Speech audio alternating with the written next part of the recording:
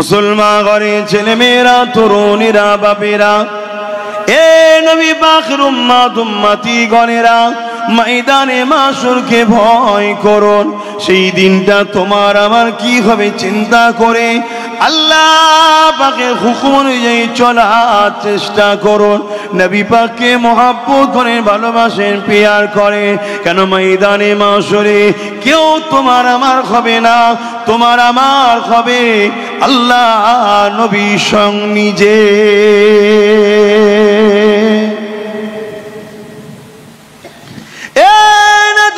তরুণেরা, ময়দানে মাশরে এমনও মানুষ পাওয়া যাবে তারা নিজেদের আত্মীয় স্বজন একে অপরকে জমিনে শুইয়ে দিয়ে তাদের বুকের উপরে পা দিয়ে দাঁড়িয়ে যাবে। সাহাবা হুজুররা এই কথা শোনার পরে বলতে লাগলেন, ইয়া রাসূলুল্লাহ, হাবিবাল্লাহ, আমাদের কি হবে উপায়? আল্লাহ নবী বলেছিলেন, এ বাবা সাহাবারা, চিন্তা করো না বাবা, দুনিয়া জমিনে আমি আলীকে জানা, হযরত আলী হুজুরকে, মওলা আলীকে জানা। ও হযরত আলী, তুমি আমি ফাতেমা, হাসান, হুসাইন ওই কঠিন দিনেতে আল্লাহ পাকে আরশে আজিমের উপরে জান্নাতি খানা খাবো। আরো জোরে বলুন সুবহান।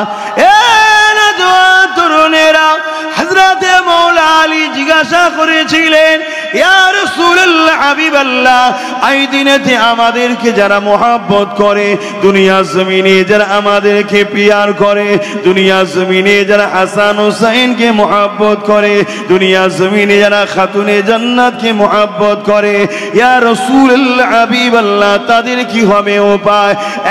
এক কথায় যারা এজিদের পক্ষে নয়, ইমাম হুসাইনের পক্ষে, ওই ময়দানে মাশরে তাদের কি হবে উপায়?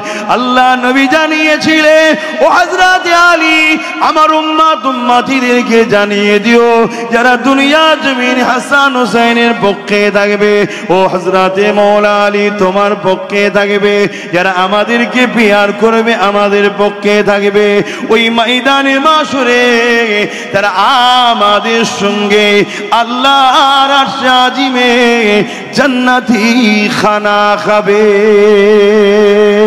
আরো জোরে বলুন সুবহান। কিন্তু এই কিয়ামতের দিনেতে এত কঠিন দিন হবে, বাপ ছেলের হবে না, ছেলে বাপের হবে না, মা মেয়ের হবে না, মেয়ে মায়ের হবে না, কেউ কারো হবে না। ওই ময়দানে মাশরেতে এক ব্যক্তির হিসাব নিকাশ হবে। ওই হিসাব নিকাশের পরে দেখা যাবে একটা মাত্র নেকি কম পড়ে গেছে।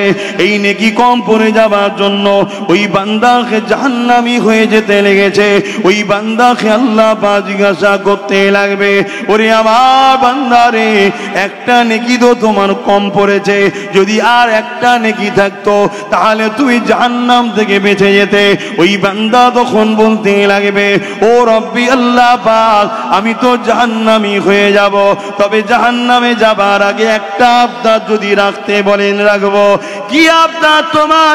ওই সময় বান্দা বলতে লাগবে, ও রব্বি আল্লাহ পাক, এই ময়দানে মাশরে আমার আব্বা আছে, আম্মা আছে, স্ত্রী আছে, আত্মীয় স্বজন, বন্ধু প্রতিবেশীরা রয়েছে, একটা নেকির তো ব্যাপার। এই ময়দানে মাশর খুঁজে খুঁজে একটা নেকি যদি কেউ আমাকে দিয়ে দেয় তাহলে আর আমাকে জাহান্নামে যেতে হবে না।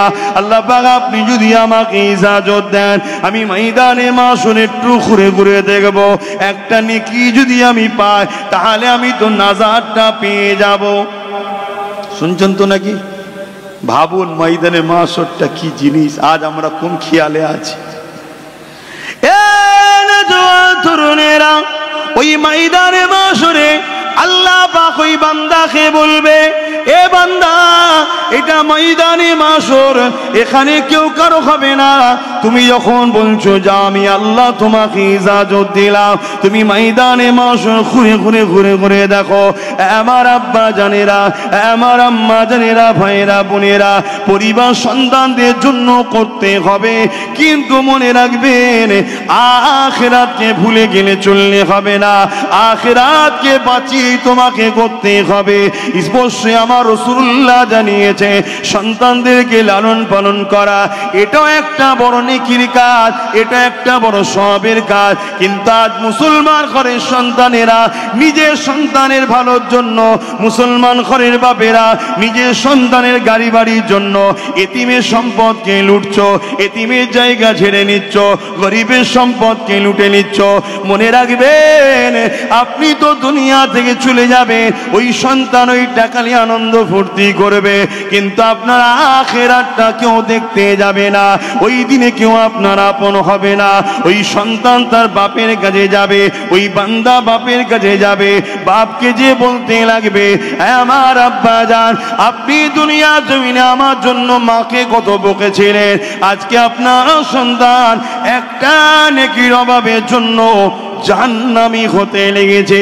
আল্লাহ পাকের কাছে যদি আর একটা নেকি নিয়ে যেতে পারি, আমি নাজাত পেয়ে যাব। আপনি আমার বাপ হন, একটা নেকি যদি আমাকে দেন, আমি নাজাত পেয়ে যাব। ওই সময় ওই বাপটা বলতে লাগবে, কে তুমি দুনিয়া জমিনে, তোমাকে আমি চিনি না, চিনাও না, চেনার পরিচয় দেবে, কেননা নেকি কেউ দিতে চাইবে না, নফসি নফসি করবে। আমার আব্বারা, আমার আম্মারা, মায়েরা, বোনেরা, আজ আমরা উলামারা যখন বলি বসেন নেকি করেন, বসেন দুরূদ পড়েন, সুবহানাল্লাহ বলে, তখন আমরা বলতে চাই না, অথচ কিয়ামতের দিনে একটা নেকির জন্যে বাপের কাছে যাবে, বাপ নেকি তো দেবে না, উপরন্তু বলবে, কে তুমি, চিনতে পারলাম না। বলুন তো, বাপ যদি বলে চিনতে পারলাম না, এর থেকে বড় দুঃখ আর কি হতে পারে? আল্লাহ, আজকের এখানে যতজন আমরা কষ্ট করে বসে আছি, আমাদেরকে যেন আল্লাহ আরশের ছায়া দান করে। বলুন আল্লাহুম্মা আমিন। আরো জোরে বলুন আল্লাহুম্মা আমিন। আল্লাহ কি চাইতে নিষেধ করেছে? তাহলে চাইবেন না কেন? না জানি কোন দিনটা কখন আল্লাহর পছন্দ হয়ে যায়, আল্লাহ ভালো জানে।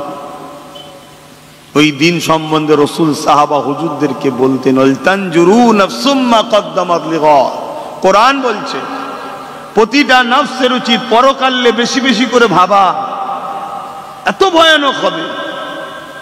এখানে তো বিপদে পড়লে 10 জন এসে সান্ত্বনা দেয়, দেখ রে বাবা, আর ময়দানে মাশরে কেউ কারো হবে না, কেউ কারো হবে না। আল্লাহ নবী সাহাবা হুজুরদিগকে জানালেন, বাবারা, ময়দানে মাশরটা তো কঠিন দিন হবে, যেদিনে ছেলে মাকে দেখে সরে যাবে, ছেলে মাকে দেখে সরে যাবে, বাপ সন্তানকে, সন্তান বাপকে, স্বামী স্ত্রীকে, স্ত্রী স্বামীকে, ভাই ভাইকে দেখো দূরে সরে যাবে। কেননা যদি আমার কাছে নেকি চেয়ে বসে, ইয়া রাব্বি হাবলি উম্মতি উম্মতি উম্মতি, আমার রাসূলুল্লাহ শুধু বলবে, বাকি সবার জবান দিয়ে একটাই কথা বেরোবে, নফসি নফসি নফসি। আমার কি হবে উপায়? আদম সাবিউল্লাহ বলবে নফসি, মুসা কালিমুল্লাহ বলবে নফসি, ঈসা রূহুল্লাহ বলবে নফসি, তামাম নবীরাও বলবে নফসি নফসি। আমার আব্বা জানেরা, মায়েরা, বোনেরা, বাপেরা, আমার আপনার সেদিন তাহলে কি হবে উপায়? নবীরা যেখানে বলবে নফসি নফসি, ওই দিনটায় আমার আপনার কি হবে? এই দুনিয়া জমিনে যত দিন আছেন, আল্লাহ ও রসুলকে খুশি করার চেষ্টা করে, কেননা ওই দিনেতে 7 শ্রেণীর মানুষ আরশের ছায়া পাবে। তার মধ্যে 1 শ্রেণীর মানুষ হলো তারা যারা নবীর উপরে বেশি বেশি করে মুহাব্বতের সঙ্গে দরুদ পড়ত।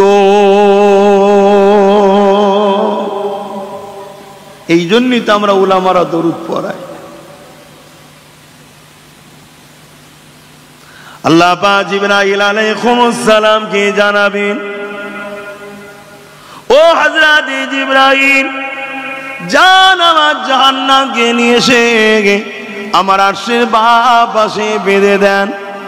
এ যুবকেরা মন দিয়ে শোনো, আজ এই গরমটা আমরা সহ্য করতে পারছি না, সত্যি পাচ্ছি না। এর কারণ আমাদের ঈমান দুর্বল। তাই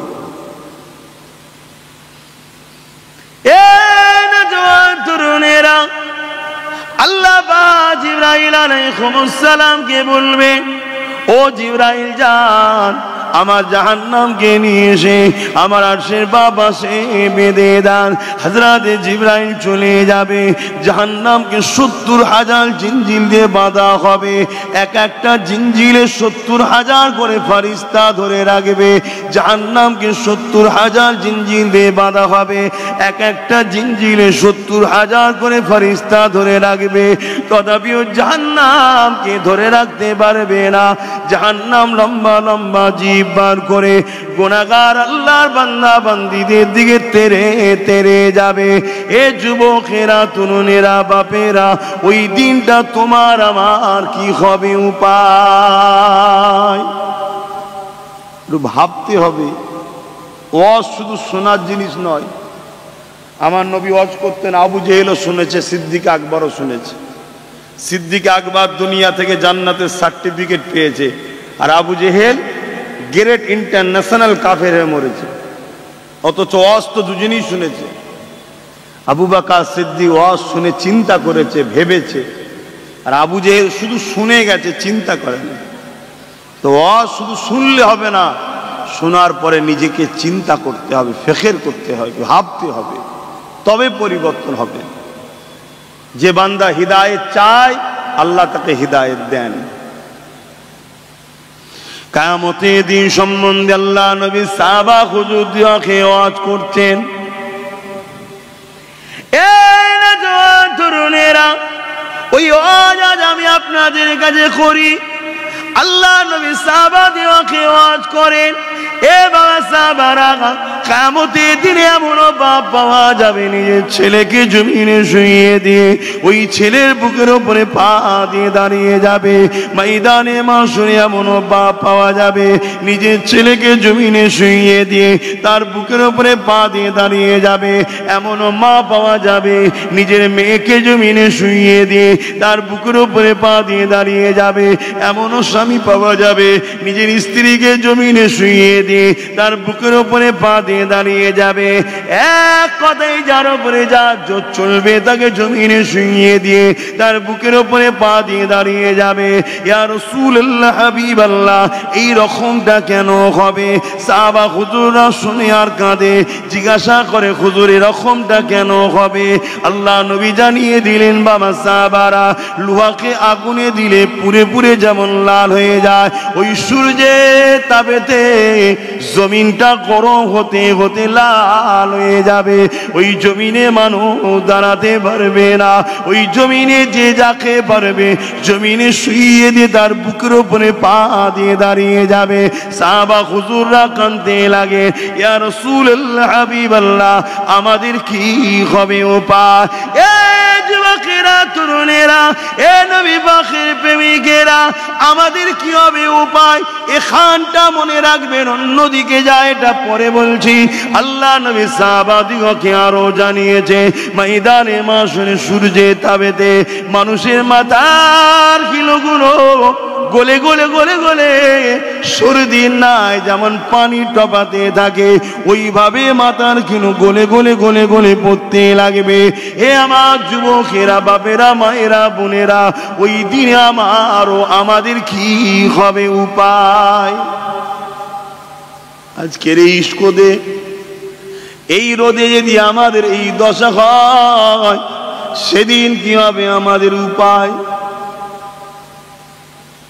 ভাবেন, এই মুহূর্তটাও ভাবেন। এখন রোদে বসে আছেন, একটু অনুভব করেও ভাবেন। কিন্তু এখনো যদি আমাদের ভাবনা জাগে না জাগে, তার কবে জাগবে? একটা একটা ফেরেশতার ক্ষমতা কত! এরকম 70,000 ফেরেশতা, একটা শিকল 70,000 শিকল দিয়ে ধরা হবে, তারপরেও জাহান্নামকে রাখতে পারবে না। লম্বা লম্বা জিভ বার করে ছুটবে। এদিকে আমার দয়া নবী তখন কোথায় থাকবেন? এই যুবকেরা, তরুণেরা, আল্লাহ যদি ময়দানে মাশর ঘোষণা দেবেন, সর্বপ্রথম আল্লাহ জিবরাইল আলাইহিস সালাম আর মিকাইলকে দুনিয়ায় পাঠাবে। ও হযরতে জিবরাইল, ও হযরতে মিকাইল, দুনিয়া জমিনে যান, আমার হাবিবকে যে তুলে নিয়ে আসেন। আজকে দিনে আমি আল্লাহ আমার হাবিবের নূরের সির মুবারকে সম্মানের তাজ পরিয়ে দেব। আরো জোরে বলুন সুবহান। আমার নবী পাককে নিয়ে যাওয়া হবে বড় শান শওকতের সঙ্গে। 70,000 ফেরেশতা সামনে, 70,000 ডান দিকে, 70,000 বাঁ দিকে, 70,000 পিছন দিকে। আমার নবী পাককে ইস্তেকবাল দিয়ে, আমার নবীর প্রশংসা তারিফ করতে করতে, স্লোগান দিতে দিতে দিতে দিতে, যেমন নবীর গোলামকে আপনারা গুটি কতগুলো লিয়েন না, এ সম্মান আমরা পাই কেন? আমরা নবীর গোলামি করি তাই। সব সম্মান নবীর জন্যে, কথা বুঝলেন? তা আমার নবীকে ফেরেশতারা ইস্তেকবাল দিয়ে নিয়ে যাচ্ছেন আল্লাহর আরশে আজিমে, নিয়ে গিয়ে সম্মানীয় তক্তায় বসিয়ে আমার আল্লাহ তিনার বন্ধুর সির মুবারকে শাফাআতের তাজ পরিয়ে দেবেন। জোরে বলুন সুবহানাল্লাহ। আর এদিকে জাহান্নামকে নিয়ে এসছেন জিবরাইল। আমার রাসূলের এদিকে শাফাআতের তাজ পরানো হয়েছে, নবী বসে আছেন, আর জিবরাইল এবারে হুকুম হয়েছে জাহান্নামকে নিয়ে আসছে। জাহান্নামের গর্জন শুনে, জাহান্নামের গর্জন আওয়াজ শুনে বড় বড় আল্লাহর ওলিরা পর্যন্ত অজ্ঞান হয়ে যাবে। তাহলে তোমার আমার কি হবে? কি বলছি শুনছেন? হায় হায় হায়, নবীকে ভালোবাসো, বাঁচার কোনো রাস্তা নাই নবী ছাড়া। তরুণেরা, আল্লাহ নবীর কানে জিবরাইল যখন জাহান্নামকে নিয়ে আসতে যাবে, জাহান্নাম লম্বা লম্বা জিভ বার করে গুনাহগার উম্মত উম্মতীদের দিকে তেরে তেরে যেতে লাগবে। এই আওয়াজ যখন জিবরাইল সাল্লাম দিতে লাগবে যে আল্লাহর জাহান্নাম উম্মতে মুহাম্মাদীদের দিকে তেরে যেতে লেগেছে, ওই সময় আমার রাসূলুল্লাহর কানে আওয়াজ পৌঁছে দেবেন আল্লাহ পাক। আমার নবী পাক আরশে আজিমের নিচে এসে মাকামে মাহমুদ বলে একটা জায়গা আছে, হামদের জায়গা, প্রশংসার জায়গা, তারিফের জায়গা। ওই জায়গাতে সিজদায় পড়ে গিয়ে আমার আল্লাহ পাকের এত তারিফ প্রশংসা করতে থাকবে, ইতিপূর্বে এত তারিফ প্রশংসা কেউ করেনি। আমার আল্লাহ নবী পাকের তারিফ প্রশংসা এত খুশি হয়ে যাবে, আমার আল্লাহ পাক বলতে লাগবে, হাবিব কি চান বলেন আজকের দিনে? কেন আমি আল্লাহ ওয়াদা করেছিলাম ওয়ালা সাউফা ইউতিকা রাব্বুকা ফাতারদা। আজ সেই দিন, যতক্ষণ না আপনি খুশি হবেন ততক্ষণ পর্যন্ত আপনি যা চাইবেন বলুন। হাবিব কি চান আপনি বলুন। আমার নবী পাক বলতে লাগবেন, আল্লাহ জিবরাইল ঘোষণা দিয়েছে আমার উম্মতের পিছনে জাহান্নাম যেতে লেগেছে।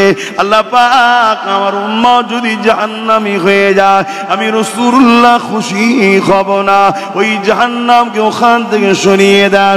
আমার রাসূলুল্লাহকে বলতে লাগবে, আমার হাবিব আপনি আপনার নূরের হাতটা বার করিয়ে দেন। আমার রাসূলুল্লাহ নূরের হাত পাতবে, আমার আল্লাহ বা নবী পাকের হাত মোবারকে কিছু পানি দিয়ে দেবে। ওই পানিটা দিয়ে বলতে লাগবে, হাবিব এই পানিটা জাহান্নামের দিকে নিক্ষেপ করে দেন। আমার রাসূলুল্লাহ নিক্ষেপ করে দেবে।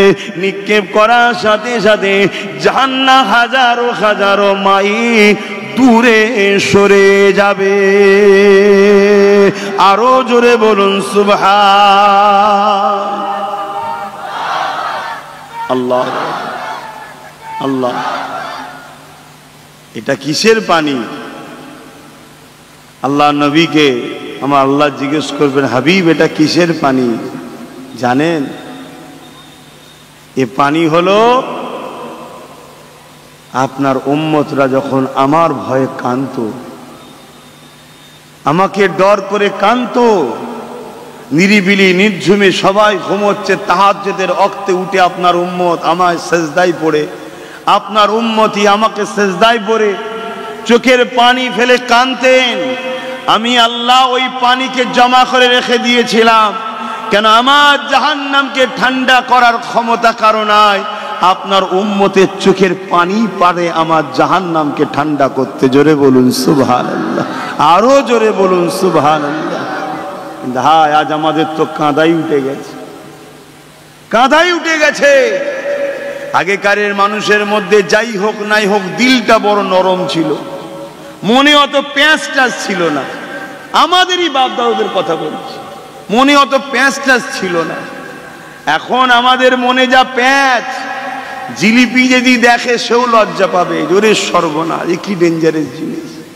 কিন্তু আগেকারের মানুষের মনগুলো ছিল বড় নরম, পরিষ্কার, কারো ক্ষতি সাধনা করার স্বপ্ন দেখতো না। তাই তাদের চোখ দিয়ে পানি বাহির হতো, তারা কাঁদতো।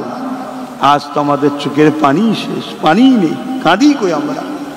আসেন যুবকেরা, বাপেরা, মায়েরা, বোনেরা, এগো কষ্ট হচ্ছে নাকি? একটু হলেও তো ধৈর্য ধরতে হবে। আমি শীতকালেই ভিজে যাচ্ছি।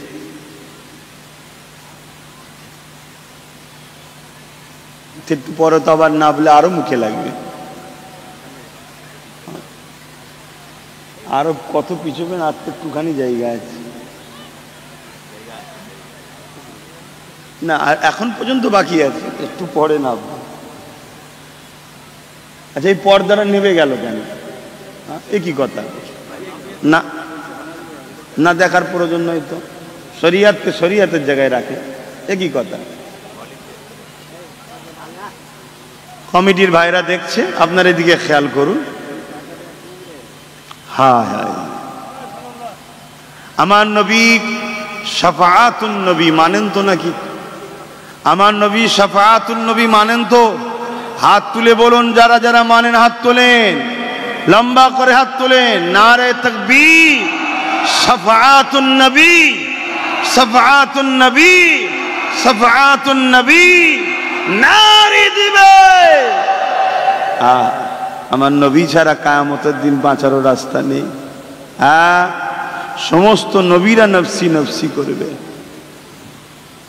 ময়দানে মাশরে বান্দা কোন হযরত আদম আলাইহিস সালামের কাছে যাবে।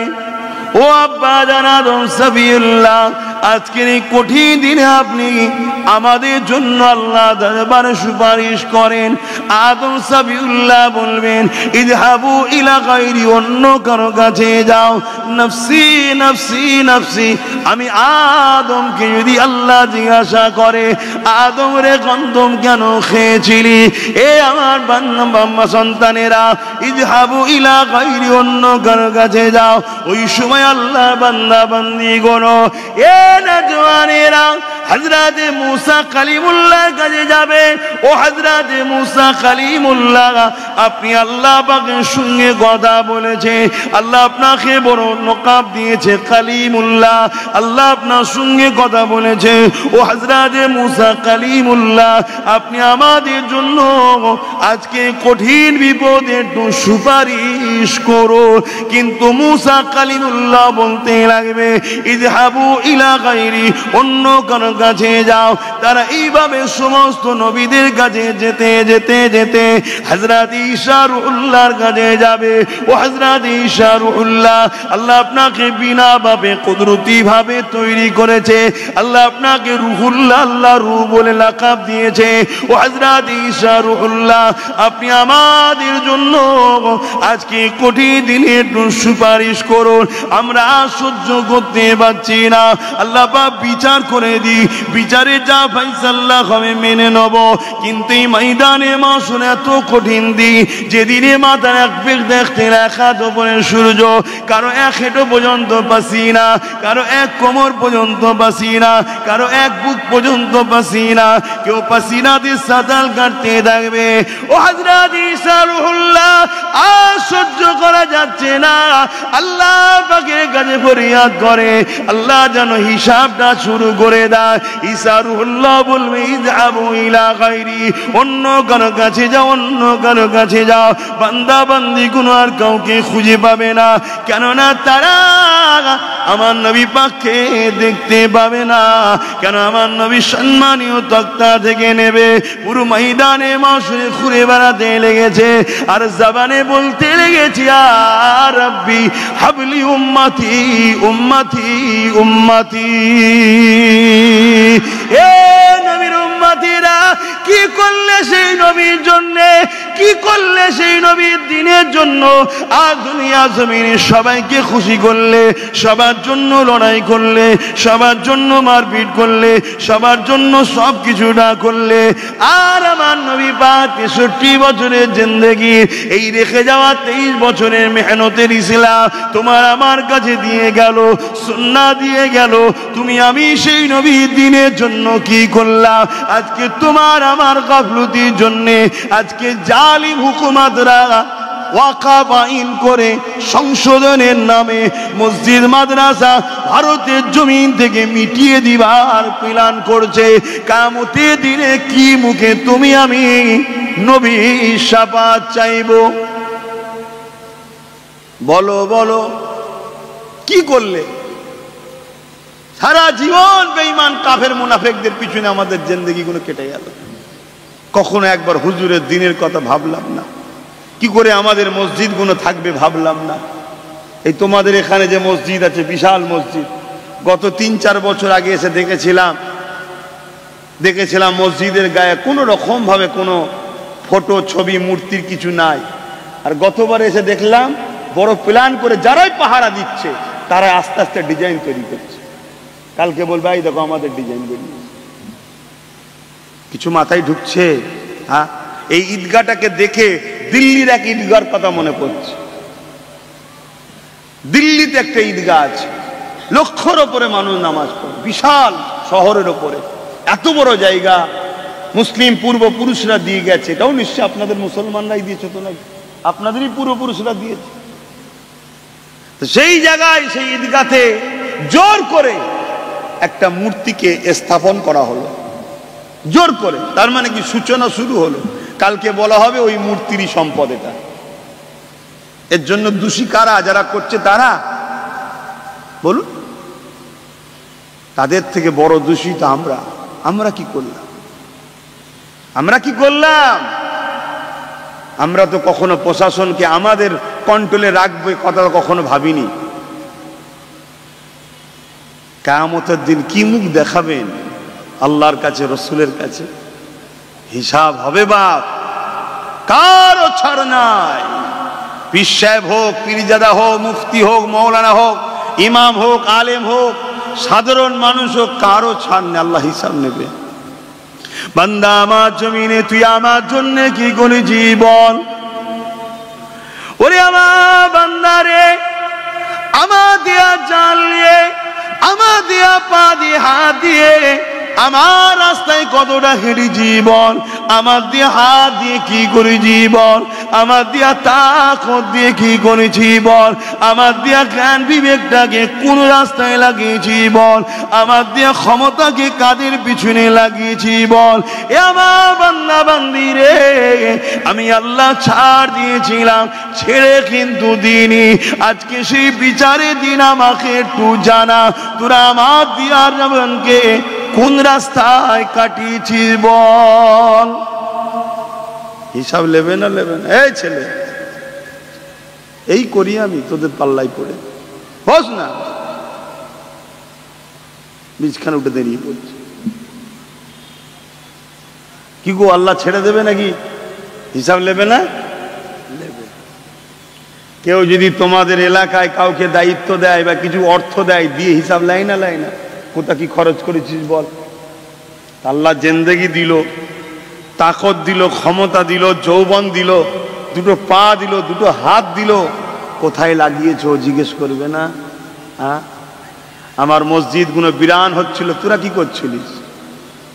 সেকুলার সাজছিলিস, সেকুলার, জিজ্ঞেস করবে না? করবে না? হ্যাঁ,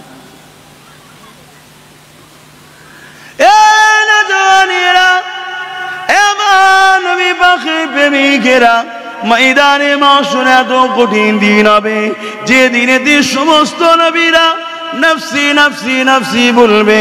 ঈসা রূহুল্লাহ ওই সময় জিজ্ঞাসা করতে লাগবে, তোমরা কি নূর নবী দয়া নবীর কাছে গিয়েছিলে? কেননা এই ময়দানে মাশরে কারো কথা চলবে না। এই ময়দানে মাশরে শুধুমাত্র একজনেরই কথা চলবে, তিনি বলেন আমিন আল্লাহ আব্দুল্লাহ দুলাল আল্লাহ দোস্ত নবী মুহাম্মদ রাসূলুল্লাহর কাছে যা।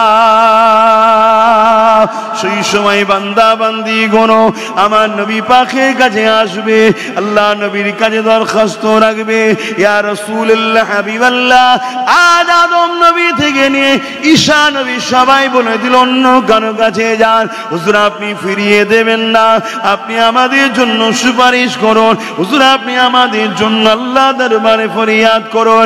আমার নবী পাক বলবে, এ আল্লাহর বান্দারা চিন্তা করো না, অবশ্যই এর জন্য তো আমি রাসূলুল্লাহ আছি, আমি যাব তোমাদের জন্য বলবো। আমার নবী পাক গিয়ে আল্লাহ পাকের আরশে নিচে মাকামে মাহমুদ ওই জায়গাতে আবার সিজদায় পড়বে, সিজদায় পড়ে গিয়ে চোখের পানি ফেলে আল্লাহ দরবারে ফরিয়াদ করতে লাগবে। আমার আল্লাহ বলতে লাগবে, আমার হাবিব আর কি চান বলুন। আমার রাসূলুল্লাহ বলতে লাগবে, এ আমার আল্লাহ পাক আপনার বান্দা বান্দিরা তারা এই ময়দানে মাশর সহ্য করতে পারছে না, তারা বড় আরজু রেখে আমাকে পাঠিয়েছে আল্লাহ পাক, তারা আমাকে পিয়ার করে ভরসা করেছে, তাদেরকে নিরাশ করে দেবেন না। এ আমার আল্লাহ পাক আপনি বিচারটা শুরু করে দেন, এই ময়দানে মাশরে আর মানুষ দাঁড়াতে পারছে না। আমার আল্লাহ পাক বলতে লাগবে, এ আমার হাবিব রে আপনি যাতে রাজি আমি আল্লাহ তাতে রাজি। আরো জোরে বলুন সুবহান। বিচার শুরু হবে, কিন্তু এই দিন পর্যন্ত আসতে গিয়ে কতদিন লাগবে? 50,000 বছর কেটে যাবে, তারপরে বিচার শুরু হবে। সেটা আবার কতদিন লাগবে আল্লাহু আলাম। কিছু বুঝাতে পারছি? তাহলে সেই দিনটা আমাদের কি হবে উপায়? হ্যাঁ, একটু ভাবেন, একটু ভেবে ভেবে পা ফেলেন। কোন সহবতে বসছেন, কাদের সঙ্গে বসছেন, কাদের সঙ্গে উঠা বসা করছেন, কাদের সঙ্গে বন্ধুত্ব করছেন, একটু ভেবে ভেবে করুন। কেন আপনার উঠা বসা, আপনার বন্ধুত্ব, আপনার সহযোগিতায় ঘুরিয়ে হলো ইসলামের ক্ষতি আপনি করে ফেলছেন না তো? এটা আপনাকে মাথায় ঢুকানো দরকার আছে না নাই? আপনি বসবেন কাদের সাথে? আল্লাহর কোরআন বলছে, ইয়া আইয়ুহাল্লাযীনা আমানুত্তাকুল্লাহ, হে বিশ্বাসী ঈমানদারেরা আমি আল্লাহ আমাকে ভয় কর। অকুনু মা'আস সাদিকিন, সত্যবাদীদের সঙ্গে সম্পর্ক বন্ধুত্ব কর। জোরে বলুন সুবহানাল্লাহ। আল্লাহকে জিজ্ঞাসা করা হয়, আল্লাহকে জিজ্ঞাসা করেন আল্লাহ সত্যবাদী কারা? আমার আল্লাহ বলছে, কেন তোমরা জানো না? ইহদিনাস সিরাতাল মুস্তাকিম, মুস্তাকিম যারা। জোরে বলুন সুবহানাল্লাহ। আল্লাহ মুস্তাকিম কারা?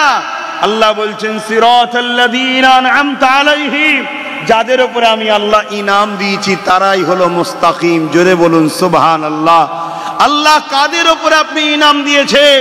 আল্লাহ নিজেই বলছে মিনান নবিয়্যিন ওয়াস সিদ্দিকিন ওয়াস শুহাদা ওয়াস সালিহিন, এরা হলো আমার প্রিয় বন্ধু, এদের সঙ্গে বন্ধুত্ব করো। জোরে বলুন সুবহানাল্লাহ। আরো জোরে বলুন সুবহানাল্লাহ। আল্লাহ এদের সঙ্গে বন্ধুত্ব করে কি লাভ হবে? আমার হাবিবকে জিজ্ঞেস কর কি লাভ হবে। ইয়া রাসূলুল্লাহ এদের সঙ্গে বন্ধুত্ব করে কি লাভ হবে? নবী বুখারীর মধ্যে জানাচ্ছেন, আল মারউ মা'a মান আহাব্বা, দুনিয়ায় যে যাকে ভালোবাসবে পরকালে সে তার সঙ্গে জান্নাতে যাবে। জোরে বলুন সুবহানাল্লাহ। আরো জোরে বলুন সুবহানাল্লাহ। কিন্তু আজ আমাদের উঠা বসা কোথায়? ঘুষখোরের সঙ্গে, জুয়াখোরের সঙ্গে, মাতালের সঙ্গে, ফ্রডের সঙ্গে, ধোকাবাজের সঙ্গে, মৃত্যুকের সঙ্গে, চিটিংবাজের সঙ্গে, ঘুষখোরের সঙ্গে আমার ছেলেদের সব উঠা বসা। এরা নবী পাবে? এরা আমরা ডাকলে সহজে ধরা দেবে?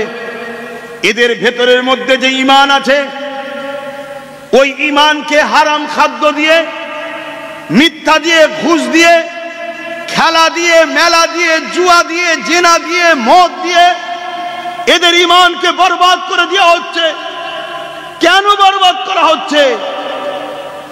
কেন? এদের ঈমান যতক্ষণ তাজা থাকবে, এদেরকে যারাই লড়বে তারা মিটে যাবে, আল্লাহ এদেরকে সাহায্য করেছে, আগামীতেও করবে। জোরে বলুন সুবহানাল্লাহ। তাই পৃথিবীর ইতিহাসে যুগে যুগে ইসলামের দুশমন শাসক যারা ছিল, তারা সর্বসময় ইসলামকে মিটাবার জন্য রাজ ক্ষমতাকে প্রয়োগ করেছে। প্রশাসন লাগিয়েছে, ফোর্স লাগিয়েছে, মিলিটারি লাগিয়েছে, যোদ্ধা লাগিয়েছে। ইসলামকে মিটাবার জন্য তাদের অত্যাচারে লক্ষ লক্ষ কোটি কোটি মুসলমান মরে গেছে, কিন্তু ইসলামকে তারা মিটাতে পারেনি। তারা রিসার্চ করে দেখেছে, আরে সবকিছু আমাদের হাতে ক্ষমতা, মিলিটারি আমাদের হাতে, পুলিশ আমাদের হাতে, নেতা লিডার আমাদের হাতে, রাজ ক্ষমতা আমাদের হাতে, তারপরও এই দুর্বল মুসলমানগুলোর সঙ্গে লড়াই করে পারি না কেন? তাদের গবেষণা, তাদের রিসার্চে এই কথা উঠে এসেছে যে এদের ভেতরে একটা পাওয়ার আছে। ওই পাওয়ারের কাছে পরমাণু বোমাও কিছু নয়, ওই পাওয়ারটা হলো মুহাম্মদ রসুলের প্রেম ও আদব, যাকে বলা হয় ঈমান। জোরে বলুন সুবহানাল্লাহ, আরো জোরে বলুন সুবহানাল্লাহ। যতদিন এদের হৃদয়ে ঈমান আছে, এরা যদি গুনাহগার হয়, এরা যদি একবার সিজদায় পড়ে গিয়ে বলে আল্লাহ ভুল করে ফেলেছি, মাফ করে দেন, আমার আল্লাহ অমনি ফেরেশতাকে বলে সাক্ষী থাক, মাফ করে দিলাম। জোরে বলুন সুবহানাল্লাহ। অমনি সাহায্য করা শুরু করে। জোরে বলুন সুবহানাল্লাহ। অতএব এদের ঈমানকে লুটতে হবে। এই ঈমানকে লুটার জন্য আজ আমার যুব সমাজ তোমাদের হাতে এই দুনিয়ার রং তামাশার খেলনাকে তুলে দিয়েছে। তোমরা মরণের কথা ভুলে গেছো, তোমরা মরণের কথা ভুলে গেছো। ফাংশনে গিয়ে বসে আছো, নাচে গিয়ে বসে আছো, জুয়ায় গিয়ে বসে আছো, সিনেমায় গিয়ে বসে আছো, মদের আড্ডায় গিয়ে বসে আছো, ইসলামের দুশমন লিডারদের মুখের দিকে তাকিয়ে বসে আছো, কিন্তু তোমার মনে নাই তোমার দরজায় মৃত্যু ইন্তজার করছে। এক্ষুনি টাইম থাকলে এক্ষুনি যেতে হবে, তুমি ভুলে গেছো, তোমাকে ভুলিয়ে দেওয়া হয়েছে। আসো, এখনো সময় আছে যুবক, এখনো সময় আছে। তওবা করো, আল্লাহকে ভয় করো, নবীকে ভালোবাসো, আল্লাহর দাসত্ব করো, নবীকে প্রিয়ার করো, আল্লাহর ইবাদত করো, নবীর উপরে আদব করো। এখনো সময় আছে যুবক। তোমাদের হাতে আমার আল্লাহ দুনিয়ারও সম্মান তুলে দেবে, আখিরাতের জান্নাত তোমাদের জন্য ইন্তজারে থাকবে। জোরে বলুন সুবহানাল্লাহ। আর যদি তোমরা মুখ ফিরিয়ে যে রাস্তায় যাচ্ছ, ওই রাস্তায় যদি পথিক হয়ে চলো যুবক, মৃত্যু তো হবে। আমরা তো মুসলমান মনে করে জানাজাটাও পড়বো, কিন্তু মনে রেখে দিও কবরে জমিন থেকে জাহান্নামের গর্ত হবে, ৯৯টা দুমুখো সাপ থাকবে। যে সাপের নিঃশ্বাস যদি দুনিয়ায় পড়ে, এই দুনিয়াতে ঘাস গজাবে না, এত গরম নিঃশ্বাস তার। এবারও তো মুখের লাগছে বাপ। আর একটু পিছিয়ে নিয়ে আপনারা একবার দরুদ শরীফ পড়েন। আল্লাহুম্মা, কিভাবে বলো, পিছিয়ে নিলে তো আবার এই ছেলেগুলো দেখতে হবে না।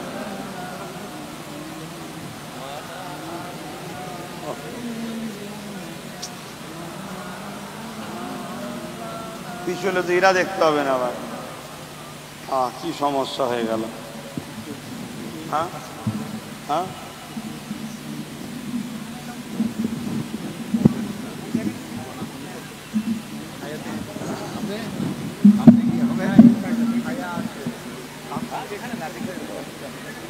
এই ছেলেগুলো দেখতে হবে না।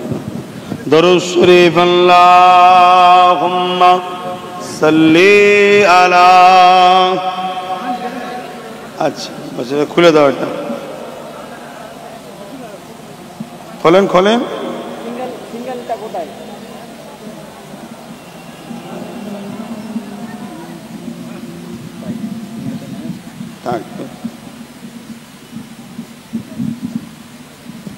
থাক, বস, আপনারা বস।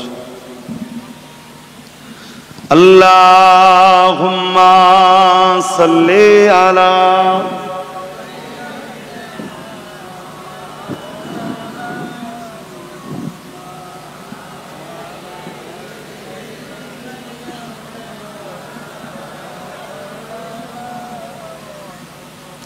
एक मैं नहीं उन पर قربان زمانہ ہے ایک محن ہے ان پر قربان زمانہ ہے সবাই বলুন না সুবহানাল্লাহ আমার নবীর উপরে শুধু আমি একা কুরবান না আপনারাও কুরবান পুরো জবান আমার নবীর উপরে কুরবান ঠিক না বে ঠিক একটু হাত তুলে বলুন ঠিক না বে ঠিক মাশাআল্লাহ एक महन है उन पर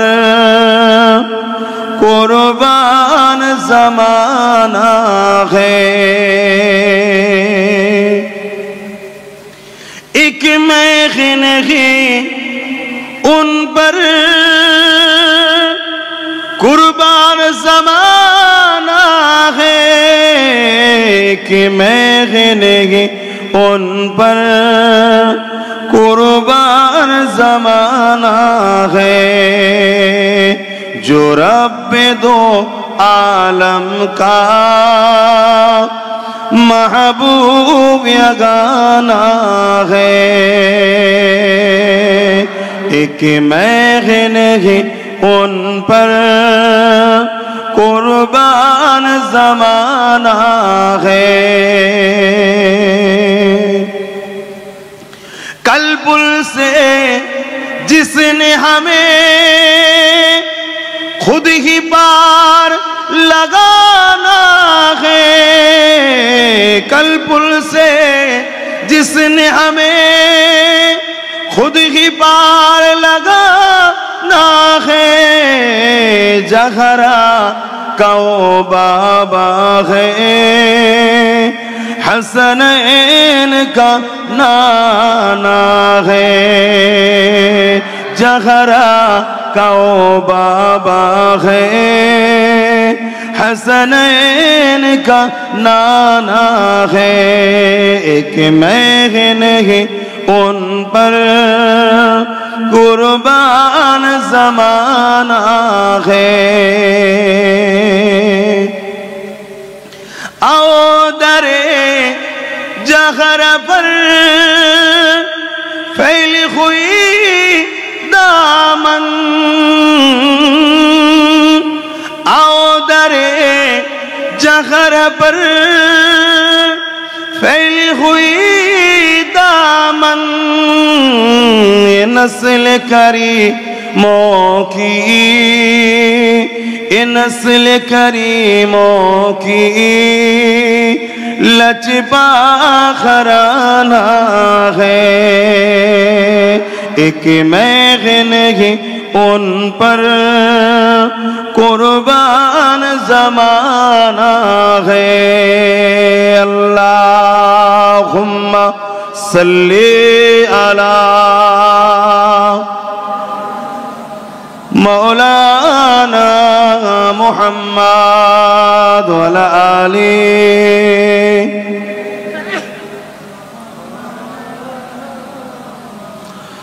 मुसलमान घरे चले मेरा तरुणीरा बापेरा ए नबी पाकेर उम्मत उम्मती गणेरा मैदाने माशुरके भय করুন সেই দিনটা তোমার আমার কি হবে চিন্তা করে আল্লাহ পাকের হুকুম অনুযায়ী চলার চেষ্টা করুন নবী পাককে মহব্বত করেন ভালোবাসেন প্যার করেন কেন ময়দানে মাশরে কেউ তোমার আমার হবে না তোমার আমার হবে আল্লাহ নবী স্বয়ং নিজে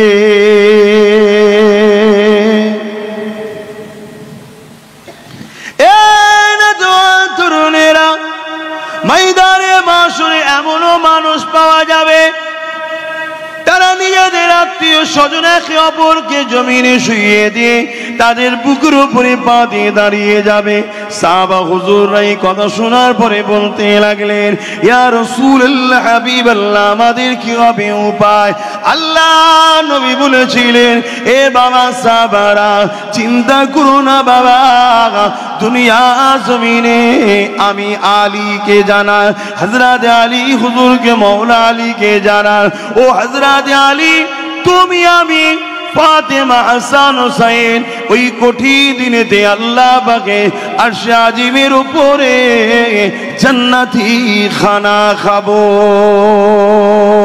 আরো জোরে বলুন সুবহান। তরুণেরা, হযরতে মাওলা আলী জিজ্ঞাসা করেছিলেন, ইয়া রাসূলুল্লাহ, হাবিবাল্লাহ, এই দিনেতে আমাদেরকে যারা মোহাব্বত করে, দুনিয়া জমিনে যারা আমাদেরকে পিয়ার করে, দুনিয়া জমিনে যারা হাসান হুসাইনকে মোহাব্বত করে, দুনিয়া জমিনে যারা খাতুনে জান্নাতকে মোহাব্বত করে, ইয়া রাসূলুল্লাহ, হাবিবাল্লাহ, তাদের কি হবে উপায়? এক কথায় যারা এজিদের পক্ষে নয়, ইমাম হুসাইনের পক্ষে, ওই ময়দানে মাশরে তাদের কি হবে উপায়? আল্লাহ নবী জানিয়েছিলেন, ও হযরত আলী, আমার উম্মতিদেরকে জানিয়ে দিও, যারা দুনিয়া জমিন হাসান হুসাইনের পক্ষে থাকবে, ও হযরত মাওলা আলী তোমার পক্ষে থাকবে, যারা আমাদেরকে পিয়ার করবে আমাদের পক্ষে থাকবে, ওই ময়দানে মাশরে তারা আমাদের সঙ্গে আল্লাহর আরশে আজিমে জান্নাতি খানা খাবে। আরো জোরে বলুন সুবহান। তাহলে আমাদেরকে হতে হবে কাদের? ইমাম হোসাইনের না এজিদের? কথা বলুন। এজিদ তো ক্ষমতার জোরে নবীর দ্বীনের বিরোধী করেছিল, এজিদ তো ক্ষমতার জোরে নবীর আইনের বিরোধী করেছিল, এজিদ তো ক্ষমতার জোরে আমার রাসূল পাক সাল্লাল্লাহু আলাইহি সাল্লামের দ্বীনকে মিটাবার চেষ্টা করেছিল। আজ দুনিয়ার জমিনে বিশ্বজুড়ে হাজারো এজিদ শাসক রয়েছে, তারা আজকে দিনও চেষ্টা করছে ক্ষমতার জোরে তারা আমার রাসূলের দ্বীনকে মিটাবে, মসজিদকে মিটাবে, মাদ্রাসাকে মিটাবে, কোরআনকে মিটাবে। তারা এই ষড়যন্ত্র চালাচ্ছে। যদি আমরা আখিরাতের কামিয়াবি চাই, আখিরাতের নাজাত চাই, ময়দানে মাশরে নবীর সঙ্গে জান্নাতি খানা খেতে চাই, তাহলে হুজুরের কথা অনুযায়ী আমাদেরকে এজিদের পক্ষে থাকলে হবে না, হুসাইনি হতে হবে। হুসাইনের হুজুরের যে রাস্তা, হকের জন্য গর্দান দিতে হলে গর্দান দাও, হকের জন্য পরিবার কুরবান করতে হলে কুরবান করো, কিন্তু আল্লাহর দ্বীনের নিজামকে কখনো হ্যাট করা যাবে না। জোরে বলুন সুবহানাল্লাহ, আরো চিৎকার দিয়ে বলুন সুবহানাল্লাহ। আল্লাহু আকবার, আল্লাহু আকবার। ইয়া রাসূলুল্লাহ, ইয়া রাসূল, খুব ভালো করে শুনবেন, এটা পরীক্ষার জায়গা। এই লোভ লালসার মধ্যে জড়িয়ে যদি আমরা আখিরাত ভুলে যাই, তাহলে তো সব বরবাদ হয়ে যাবে, সব বরবাদ হয়ে যাবে। আল্লাহ নবী জানালেন, ময়দানে মাশরে এমনও বান্দাকে উঠানো হবে যারা কিনা আল্লাহ পাকের দরবারে দাঁড়িয়ে যাবে হিসাবের জন্য। ওই হিসাবটা দিতে গিয়ে দেখা যাবে ওই বান্দাটার একটা মাত্র নেকি কম পড়েছে। কটা? একটা। তরুণেরা, আমার আব্বা জানেরা, মায়েরা, দুনিয়ার মায়া জালে জড়িয়ে গিয়ে আখিরাতকে ভুলে যাবেন না। সন্তানদের ভবিষ্যতের কথা ভাবতে হবে, ঠিকই কথা, কিন্তু সন্তানের জন্য জাহান্নামী না হয়ে যায় এটাও মাথায় রাখতে হবে। কন্যাদেরকে ভাবতে হবে, ঠিকই কথা, কিন্তু তাদের কথা ভাবতে গিয়ে নিজে যেন জাহান্নামী না হয়ে যায় এটাও মাথায় রাখতে হবে। আমাদের সমাজে একটা প্রচলন আছে যে বাপকে ছেলেদের থেকে নাকি মেয়েরা বেশি ভালোবাসে। এ কথা শোনা যায় না, যায় না? একটু বলেন যে কন্যারা আর পুত্র সন্তান, কন্যা সন্তান আর পুত্র সন্তান, এই দুই সন্তানের মধ্যে বাপকে কন্যা সন্তান বেশি ভালোবাসে। কথাটা আমি অ্যাকসেপ্ট করছি, ঠিকই কথা। কন্যারা বাপকে বড় পিয়ার করে, আর বাপের শেষ জীবনে ছেলের বাড়ি যদি ভাত নাও হয়, কন্যার বাড়িকে দুটো ভাত হয়, আজকাল যেটা সমাজে দেখা যাচ্ছে। কিন্তু এ কথাটাও আমাকে বলতে হবে, আজকের দিনের বেশিরভাগ যদি বাপ জাহান্নামে যায়, ওটাই কন্যাদের জন্যই যাবে। কন্যাদের বেপর্দা, কন্যাদের বিহায়াপনার জন্যই কিন্তু বাপ জাহান্নামে যাবে। এটাও কিন্তু মানতে হবে। কেন কিয়ামতের দিনে বাপকে কন্যা সম্বন্ধে প্রশ্ন করা হবে, তোমার নারী তোমার বেটি এই এই ইসলাম বিরোধী কাজগুলো করেছিল কেন, এর জবাব দাও। তাই কন্যা সন্তান যেমন বাপকে ভালোবাসে ঠিকই, যদি প্রকৃত কন্যা বাপকে সত্যিই ভালোবাসেন তাহলে মায়েদের বেটিদের এমন কোনো কাজ করা উচিত হবে না যে কাজের জন্য বাপ যেন কিয়ামতের দিন ধরা না পড়ে যায়। সেইটা বুঝে কন্যাদের পা ফেলা দরকার, তবেই হবে প্রকৃত প্রেম। ঠিক না বেঠিক গো? কিন্তু এই কিয়ামতের দিনেতে এত কঠিন দিন হবে, বাপ ছেলের হবে না, ছেলে বাপের হবে না, মা মেয়ের হবে না, মেয়ে মায়ের হবে না, কেউ কারো হবে না। ওই ময়দানে মাশরেতে এক ব্যক্তির হিসাব নিকাশ হবে। ওই হিসাব নিকাশের পরে দেখা যাবে একটা মাত্র নেকি কম পড়ে গেছে। এই নেকি কম পড়ে যাবার জন্য ওই বান্দাকে জাহান্নামী হয়ে যেতে লেগেছে। ওই বান্দাকে আল্লাহ পাক জিজ্ঞাসা করতে লাগবে, ওরে আমার বান্দা রে, একটা নেকি তো তোমার কম পড়েছে, যদি আর একটা নেকি থাকতো তাহলে তুমি জাহান্নাম থেকে বেঁচে যেতে।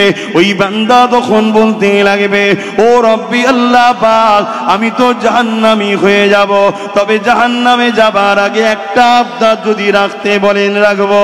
কি আবদার তোমার?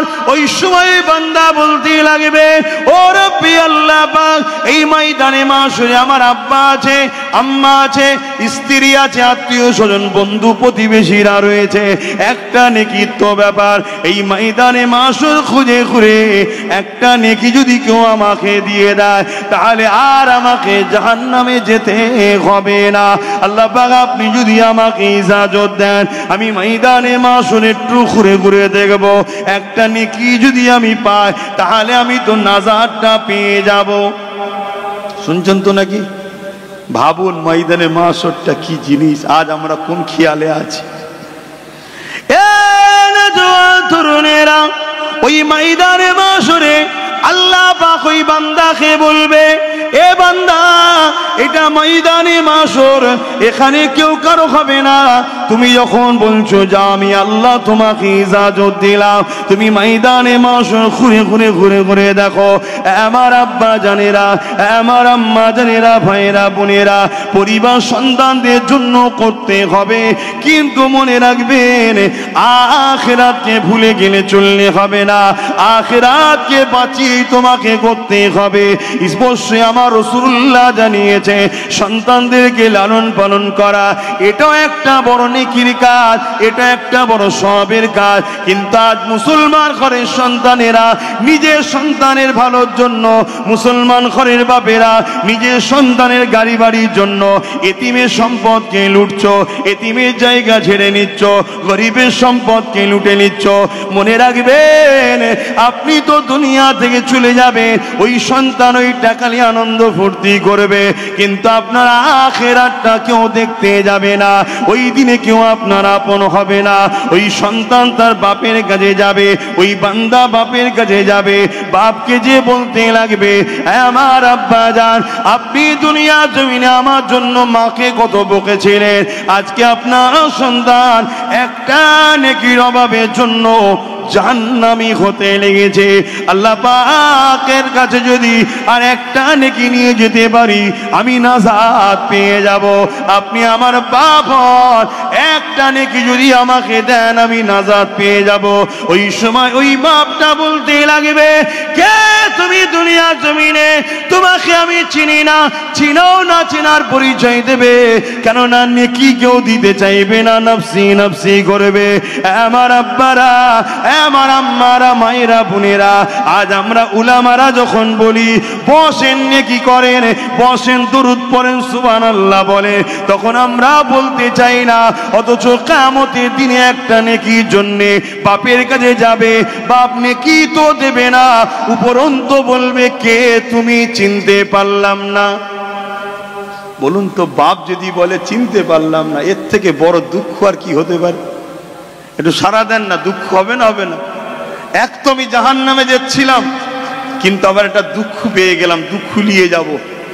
সন্তান ভাববে, আল্লাহর বান্দা ভাববে, চলো বাপ হয়তো চিনতে পারেনি, মায়ের কাছে যাই, কেন মায়ের থেকে বড় দরদি তো আর কেউ নেই। কি গো, আছে নাকি?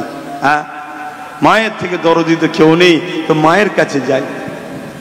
আল্লাহ পাকের বান্দাটা মায়ের কাছে যাবে, মাকে গিয়ে বলবে, মা রে, আমার জন্য কত কষ্ট করেছিলেন আপনি, 10 মাস 10 দিন আমাকে গর্ভে রেখেছিলেন, ব্যথা যন্ত্রণা সহ্য করে প্রস্রাব দিয়েছিলেন আমাকে, দুনিয়া জমিনে আমার শরীর সৌন্দর্যের জন্য আপনি ভালো মন্দ খাওয়াকে ছেড়ে দিয়েছিলেন, কেন আমি আপনার বুকে দুধ পান করে আপনি যদি রিচ খাবার ভালো খাবার খান আমার জন্য ওটা ক্ষতিকারক হবে।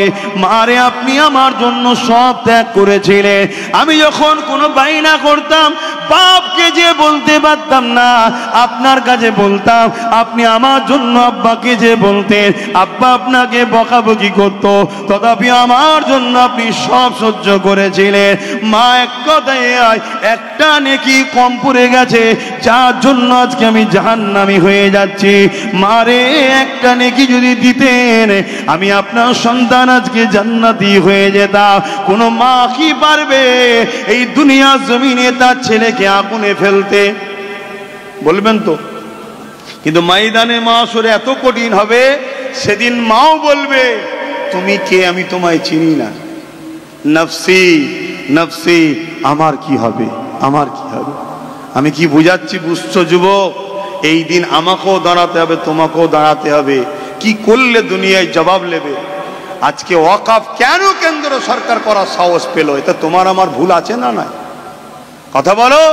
তোমার আমার গাফলতির জন্য বাবরি মসজিদ গেছে, তোমার আমার গাফলতির জন্য তোমার এলাকা আদিনা মসজিদ যেতে চলেছে, তোমার আমার গাফলতির জন্য মুর্শিদাবাদের মসজিদ যেতে চলেছে, তোমার আমার গাফলতির জন্যই তো আজকে ঈদগাহ মসজিদ মাদ্রাসা কবরস্থান ওয়াকফগুলো যাচ্ছে। এটা তোমার আমার দোষে যাচ্ছে।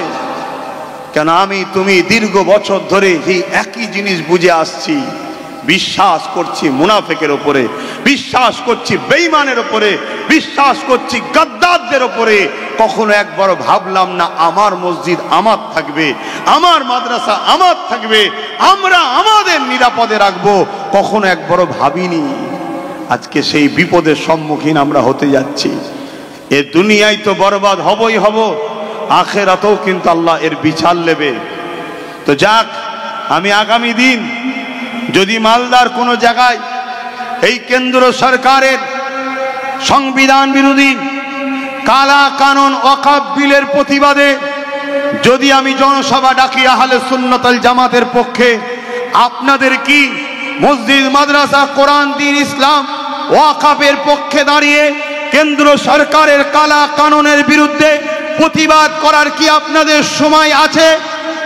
জোরে বলুন, আছে? হাত তুলে দেখান আছে। যদি আমি সময় পাই, বিভিন্ন জায়গায় আন্দোলন চলছে, আপনারা নিশ্চয়ই দেখছেন, সময় যদি পাই আপনাদের মালদা জেলাতেও প্রতিবাদের ডাক দেব, আপনাদের নিয়েই করব। সেই জায়গায় আপনারা সময় বার করে যেতে পারবেন তো নাকি? বলুন, হাত তুলে বলুন, পারবেন তো নাকি? ইনশাআল্লাহ। আজ পুরো ভারত জুড়ে যেভাবে নতুন করে দেরি হলো মানুষ জেগেছে, দেরি হলো উম্মতে মুহাম্মাদি বুঝতে পেরেছে, যেভাবে আজ আন্দোলনের ঝড় উঠেছে, তাতে একটু হলেও কিন্তু কেন্দ্র সরকার পিছিয়েছে। ওয়াকফ বিলকে নিয়ে একটু হলেও কিন্তু তারা ভাবছে, তারা পিছোচ্ছে। এই আন্দোলন কিন্তু থেমিয়ে দিলে হবে না, এই আন্দোলনের আরো তীব্র গতি বাড়াতে হবে, আরো কঠিন ভাবে আন্দোলন করতে হবে। কেন সংবিধান যখন আমাদেরকে রাইট দিয়েছে, আমরা তো অনেকে ওয়াকফটা কি জিনিস সেটাই জানি না। ওয়াকফ বোঝেন? বলুন, বোঝেন? ওয়াকফ হলো ইসলামের একটা পার্ট। যেমন ইসলামে নামাজ আছে, রোজা আছে, হজ আছে, যাকাত আছে, ঠিক তেমনি ধনীরা আল্লাহর রাহে যে সম্পদকে উৎসর্গ করে দেয়, এই সম্পদ দান করা সম্পদকে একটা কমিটি দ্বারা নিয়ন্ত্রণ করা হয় যাতে করে সম্পদগুলো নষ্ট না হয়ে যায়। ওই কমিটিটাকে বলা হয় ওয়াকফ কমিটি, কিন্তু মূলত দানটাকে বলা হয় অফ করা, আল্লাহর রাস্তায় দান করা, উৎসর্গ করা, একেই বলা হয় ওয়াকফ। জোরে বলুন সুবহানাল্লাহ। এটা আমার নবী সাহাবা হুজুরদের থেকে চলে আসছে। হযরত সিদ্দিক আকবর তিনি তিনার সমস্ত সম্পদকে বাইতুল মালে অফ করেছিলেন গরিব মুসলমানদের উপকারের জন্য। হযরত ওমর ফারুক রাদিয়াল্লাহু তাআলা তিনি একটা খেজুর বাগানকে মুসলিম উম্মার কল্যাণের জন্য আল্লাহর রাহে নবীর হাতে উৎসর্গ করে দিয়েছিলেন। ঠিক তেমনি মদিনার জমিনে যখন গেলেন হযরত উসমান গনি রাদিয়াল্লাহু তাআলা একদিন নবী পাক সাল্লাল্লাহু আলাইহি ওয়াসাল্লাম সাহাবা হুজুরদের নিয়ে বসে আছেন। ঠিক এমনই সময় আমার নবী বলে উঠলেন, মদিনাতে মিঠা পানির বড় অভাব, আমার উম্মতরা মিঠা পানি পাচ্ছে না, আমার সাহাবারা কেউ আছো কি মিঠা পানি আমার সাহাবাদের জন্য ব্যবস্থা করবে? হযরত উসমান গনি তৎকালীন সময় যে স্বর্ণ মুদ্রা ছিল, যে টাকা ছিল, সেই অর্থ নিয়ে বেরিয়ে পড়লেন। এক ইহুদির বাড়ি গেলেন, তার একটা মিঠা পানির কুয়া ছিল। ওই মিঠা পানির কুয়াটাকে তৎকালীন সময়েতে আপনার মালদা জেলাকে কিনা যাবে এত টাকা দিয়ে, পুরো মালদা জেলাকে কিনা যাবে এত টাকা দিয়ে। ওই ইহুদির কাছ থেকে মিঠা পানির কুয়াটাকে কিনে নিয়ে আল্লাহর রাহে অফ করেছিলেন, দান করেছিলেন, যাতে করে মানুষ মিঠা পানি পান করতে পারে। জোরে বলুন সুবহানাল্লাহ। আজকে ভারতবর্ষের কেন্দ্র সরকার যদি মনে করে প্রশাসনের জোরে, মিলিটারির জোরে, রাজ ক্ষমতার জোরে ইসলামের একটা ধর্মীয় বিশ্বাসকে, ইসলামের একটা নিয়ম কানুনকে, ইসলামের একটা বিধানকে এবং মুসলিমদের দান করা সম্পদকে আমি দখল করে নিয়ে আদানি আম্বানিকে দিয়ে দেব, কেন ক্ষমতা তো আমার হাতে আছে, তাহলে আমিও জানিয়ে দিতে চাই রাজ কেন্দ্র সরকারকে, ক্ষমতা দাম্ভিকতাতে অন্ধ হয়ে যাবেন না। এক মঈনুদ্দিন আজমিরির পিছনে লেগেছিল যে, তার নাম নিশানাকে আল্লাহ মিটিয়ে দিয়েছে। আজকের দিনেও আমার মসজিদ মাদ্রাসা ওয়াকফের বিরুদ্ধে যারাই লাগবে তাদেরকে অবশ্যই আল্লাহ মিটাইছে, মিটাবে, আগামীতেও মিটাবে। জোরে বলুন সুবহানাল্লাহ, আরো জোরে বলুন সুবহানাল্লাহ। কিন্তু আমাদের কিছু দায়িত্ব আছে না নাই? যেমন আমি আমার দায়িত্ব পালন করছি। কি গো ওয়াকফ নিয়ে বলছি, অসুবিধা আছে নাকি? কি গো কমিটির বাবেরা? কেন ওয়াকফ আমাদের ধর্মের বিষয়, কথা মাথায় ঢুকছে তো সেই জায়গায় আজ যেমন আপনাদের সুযোগ পেয়েছি, টাইমের দিকে খেয়াল করে একটু বলে দিচ্ছি। কিন্তু এই বিলের মধ্যে সংশোধনের নামে 40 বা 44টা এমন ভয়ঙ্কর পয়েন্ট এনেছে, বিলটা যদি পাস হয়ে যায় শুধু মসজিদ মাদ্রাসা কবরস্থান যাবে না, ভারতবর্ষের মুসলমান আগামী দিন আর নাগরিকত্ব তুমি প্রমাণ করতে পারবে না। অলরেডি পেপারে বেরিয়েছে, দেখেছেন কি জানি না, দেখেছেন কি জানি না, মুসলিম আর খ্রিস্টানদের ভোটার কোনো অধিকার থাকবে না, এই নিয়ে পত্রিকাতে প্রকাশ হয়েছে। এই 1000 বছরের মসজিদ, কেরলে একটা মসজিদ আছে 1400 বছর বয়স, রাজা চিরামান যিনি ইসলাম কবুল করেছিলেন, আমার নবী চাঁদ দুটুকরো করা ওই মোজেজা দেখে, যাই হোক, তিনার ওখানে একটা মসজিদ আছে 1400 বছর বয়স। এ থেকে প্রমাণ দেয় ভারতের 1400 বছর ধরে মুসলমান আছে। গুজরাটে একটা মসজিদ আছে 1300 বছর বয়স, এ থেকে প্রমাণ হয় ভারতবর্ষে 1300 বছর ধরে গুজরাটে মুসলমান আছে। আপনাদের মালদা জেলার মসজিদ আছে 700-800 বছর বয়স, এ থেকে প্রমাণ হয় মালদায় 700-800 বছর ধরে পশ্চিম বাংলায় মুসলমান আছে। যখন এই মসজিদগুলো নিশানা মিটে যাবে, এগুলো যখন মসজিদ না হয় অন্য কিছু বলে এগুলোকে শেষ করে দেওয়া হবে, তখন তুমি প্রমাণ করতে পারবে না তুমি ভারতীয়, তোমাকে বলা হবে স্বাধীনতার পরে তুমি এসেছো। অতএব তুমি থাকো ভাড়াটিয়া হিসাবে থাকো, মালিকানা নয়। এটা একটা বিরাট বড় কৌশলের সাথে করা হচ্ছে। তো এই জায়গায় আমাদেরকে জান প্রাণ দিয়ে হলো ওয়াকফ বিলকে রুখতে হবে। বলুন ইনশাআল্লাহ, বলুন ইনশাআল্লাহ। চেষ্টা করলে রুখা যেতে পারে না, পারে না? জোরে বলুন। আমাদের কৃষক বন্ধুদের দিকে শিক্ষা নিন। কৃষক বন্ধুদের বিরুদ্ধে কেন্দ্র সরকার বিল করেছিল, কালা কানুন তৈরি করেছিল। কৃষক বন্ধুরা হরিয়ানা থেকে না কোন জায়গা থেকে তারা রওনা হলেন, যাই হোক দিল্লিতে আসতে চাইছিল। তাদের এই বিশাল আন্দোলনের ঝাঁজে কেন্দ্র সরকার কিন্তু তার রায় থেকে পিছিয়ে এসে বিলকে বাতিল করতে বাধ্য হয়েছিল না হয়নি? জোরে বলুন। আজও আমরা যদি সংগঠিত হয়ে আন্দোলন করি, কিন্তু মনে রাখবেন এই আন্দোলন অন্য কোনো ধর্ম, জাতি, বর্ণ, ভাষার বিরুদ্ধে নয়। এই আন্দোলন সংবিধানকে বাঁচাবার আন্দোলন। এই আন্দোলন আমার ধর্মীয় অধিকারকে ফিরিয়ে নিবার আন্দোলন। এই আন্দোলন সংবিধান বিরোধী গভর্নমেন্টের বিরুদ্ধে লড়াই করার আন্দোলন। এই আন্দোলন যেন কোনোভাবে না মনে হয় বা এই আন্দোলনকে কোনোভাবে না প্রতিষ্ঠিত করা হয় যেটা অন্য কোনো ধর্ম, বর্ণের বিরুদ্ধে আন্দোলন হচ্ছে। অনেকে বলে সমাজের বুকে গরম করছে যে মুসলমানদের যদি ওয়াকফ বোর্ড থাকে তাহলে আমাদেরও তো কিছু বোর্ড থাকা দরকার। কে বলেছে নাই? আমার অমুসলিম ভাইদেরও বিভিন্ন ধর্মীয় তাদের অর্থ ধর্মীয় সম্পদ আছে। আমার হিন্দু ভাইদের দেবত্ব সম্পদ আছে, আদিবাসী ভাইদের জল জঙ্গলের সম্পদ আছে, ঠিক তেমনি মুসলমানদের ওয়াকফে লিল্লাহ আল্লাহর রাহে দান করা সম্পদ আছে। অতএব কিয়ামত কঠিন দিন হবে, মৃত্যু তো অবশ্যই সবার হবে। সেই দিন কিন্তু আল্লাহ কৈফিয়ত নেবে। এ ভারতের মুসলমান, এ পশ্চিম বাংলার মুসলমান, যখন আমার মসজিদকে তালা মারা হয়, আমার নবীর ঘর মাদ্রাসাকে যখন জঙ্গলির আতুর ঘর বলা হয়, তোমরা কি করছিলে বলো? তোমরা কেন নাই সত্য কথাটা মানুষের কাছে তুলে ধরতে পারলে না? কেন তোমরা জবান খুললে না? কেন তোমরা ক্ষমতা তৈরি করলে না? তোমাদেরকে তো আমি পাওয়ার দিয়েছিলাম, তোমরা নিজেরা সংগঠিত হলে নিজেদের পাওয়ার তৈরি করলে না কেন? এই জবাব আল্লাহর কাছে দিতে হবে না হবে না? তাই সময় এসেছে, ভাবুন, পরিবর্তন হন। বিশেষ করে মালদা জেলা, মুর্শিদাবাদ জেলা খারাপ নেবেন না, আপনাদেরকে কিন্তু বেশি টার্গেট করে রেখেছে। খারাপ নেবেন না, বেশি টার্গেট করেছে। দেখছেন না মিডিয়াগুলো খুলে? দেখছেন না? দেখেন না? দিন রাত ঘেউ ঘেউ করতেইছে একদল লোক। আছে না নাই?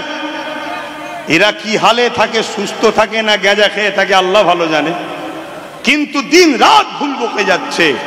এই জায়গায় আমি আপনাদের বলি, আপনারা যদি আল্লাহর উপরে ভরসা থাকে, নবীর মোহাব্বত আদব যদি দিলে থাকে, এই বাচ্চাটার উপরে ভরসা রাখতে পারেন, ঘাবড়াবার কিছু নাই। কেন আমার আল্লাহ তিনি যিনি ফেরাউনকে নীল নদে চুবিয়ে মেরেছে।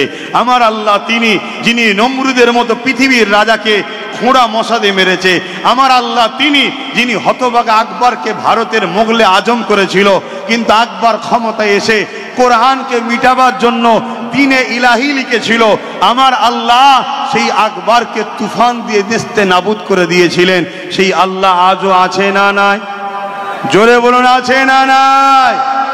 সেই আল্লাহর উপরে ভরসা রাখুন, আল্লাহর উপরে ভরসা রাখুন, অন্য কারোর উপরে নয়। কেন আজ কিছু মুনাফিক আমাদেরকে এই সুযোগে খারাপ দিকে নিয়ে যাবার আবার প্ল্যান করছে, খারাপ দিকে আল্লাহ থেকে সরাতে চাইছে। এটাকেও মাথায় রাখতে হবে। অনেক কষ্ট করে আপনারা দীর্ঘ সময় বসে আছেন, আমি আর কথা বাড়াবো না। আসুন একটু দয়ান নবীর উপরে সকলে সালাত ও সালাম দিয়ে নি। ইয়া নবী সালাম, ইয়া রাসূল, ইয়া হাবিব সালাম,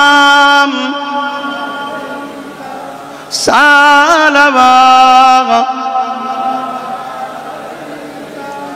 ইয়া নবী মাদিনা হতে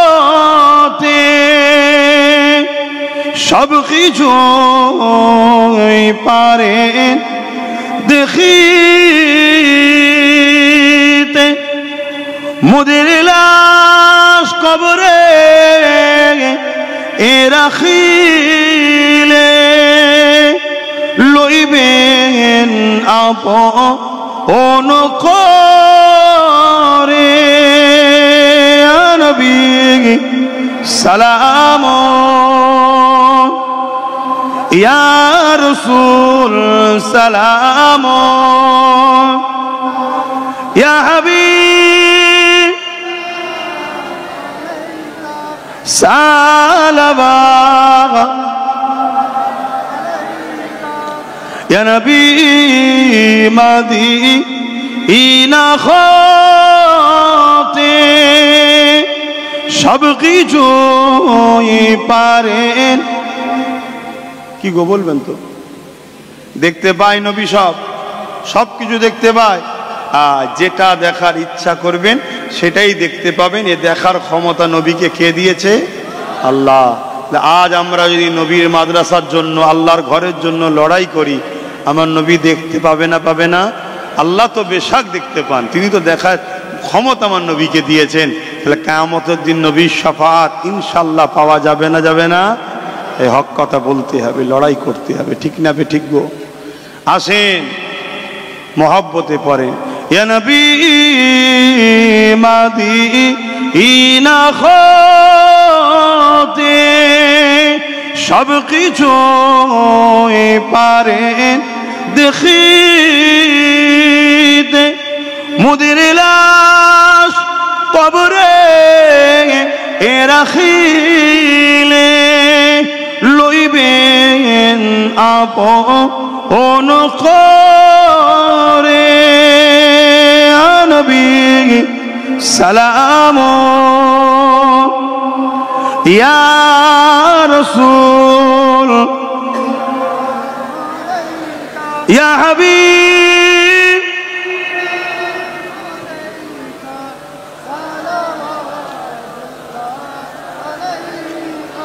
সকলে বসেন, দোয়া হবে এখনই। সকলে বসেন, আমার তো আর বসার উপায় নেই। বসেন সকলে।